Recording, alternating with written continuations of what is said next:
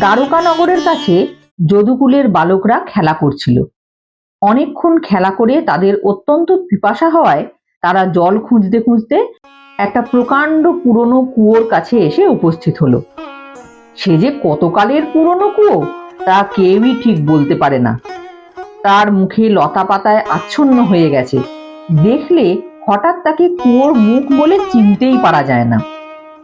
যাই হোক, বালকেরা সেই কুয়ো দেখতে পেয়ে বড়ই আহ্লাদিত হলো এবং উৎসাহের সঙ্গে তার থেকে জল তুলতে গেল। কিন্তু তারা অনেক চেষ্টা করেও জল তুলতে পারল না। তাদের মনে হলো যেন কোনো একটা প্রকাণ্ড জিনিস সেই কুয়োর মুখ আটকে রেখেছে।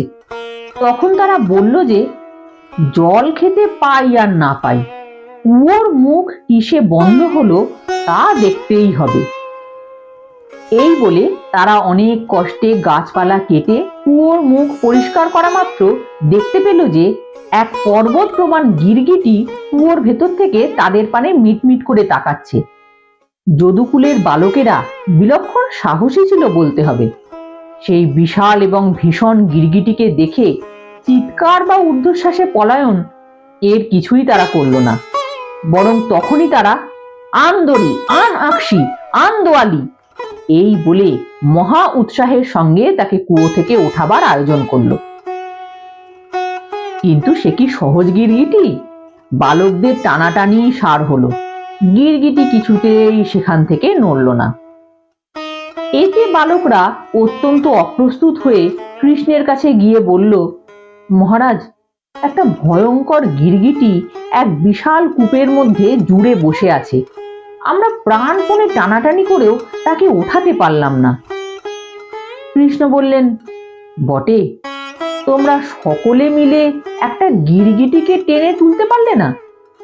চলো তো দেখি সে কেমন ভয়ানক গিরগিটি। কৃষ্ণ সেই কূপের কাছে গিয়ে গিরগিটিটাকে টেনে তুলে দেখলেন বাস্তবিকই সেটা অত্যন্ত বিশাল পর্বত প্রমাণ জন্তু। সে আবার মানুষের মতো কথা বলে। কৃষ্ণ বললেন, তুমি কে হে?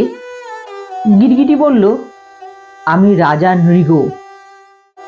এতে কৃষ্ণ যারপন্নাই আশ্চর্য হয়ে বললেন, সে কি অদ্ভুত কথা! মহারাজ নৃগ পরম ধার্মিক ছিলেন। যাগ যজ্ঞ দান ধর্ম এই পৃথিবীতে তার মতন আর কেউই করেনি। সেই মহারাজ নৃগের এমন দুরবস্থা কি করে হলো? গিরগিটি বলল, হে বাসুদেব, আমি পূর্বজন্মে অনেক দান অনেক যজ্ঞ করেছিলাম বটে, কিন্তু একটি পাপ কার্য না জেনে করেছিলাম। কৃষ্ণ বললেন, কেমন পাপ? গিরগিটি বলল, এক ব্রাহ্মণের একটি গরু আমার গরুর পালের ভেতর ঢুকে যায়। আমার রাখালেরা তাকে না চিনতে পেরে আমারই গরুর দলে সামিল করে নেয়। তারপর আমি এই ঘটনার কথা কিছুই না জেনে সেই গরু অপর এক ব্রাহ্মণকে দান করি। কিছুদিন পরে গরু নিয়ে দুই ব্রাহ্মণে বিবাদ হলো। একজন বলেন, এ আমার গরু, আর একজন বলেন, তা কখনোই হতে পারে না, স্বয়ং রাজা আমাকে এই গরু দান করেছেন। এইভাবে বিবাদ করতে করতে দুই ব্রাহ্মণ আমার কাছে এসে উপস্থিত হলে আমি দ্বিতীয় ব্রাহ্মণকে বললাম, ঠাকুর, আমি আপনাকে এক অযুত গরু দিচ্ছি, আপনি এই ব্রাহ্মণের ওই গরুটি তাকে দিয়ে দিন। এতে সেই ব্রাহ্মণ বিরক্ত হয়ে বললেন, এই গরুর মিষ্টি দুধটুকু খেয়ে আমার মা হারা রোগা ছেলেটি বেঁচে আছে, এমন গরুটিকে আমি কিছুতেই ছাড়ব না। এই বলে তিনি তখনই তাড়াতাড়ি ঘরে চলে গেলেন।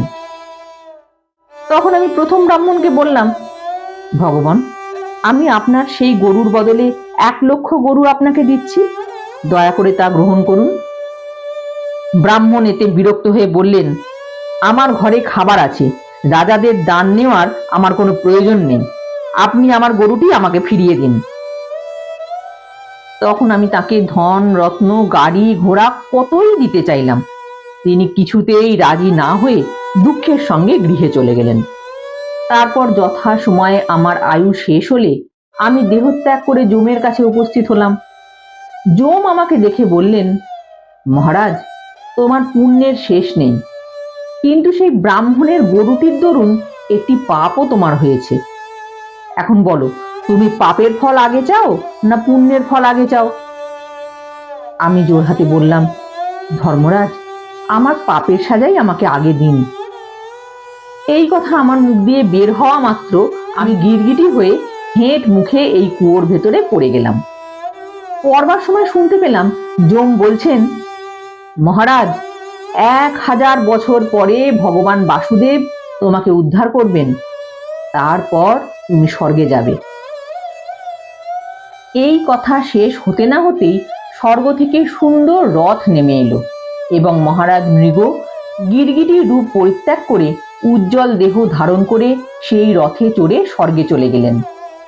তারপর দ্বারকার বালকরাও সেই অদ্ভুত গিরগিটির বৃত্তান্ত উৎসাহের সঙ্গে সকলকে বলতে বলতে মনের সুখে কৃষ্ণের সঙ্গে ঘরে ফিরল।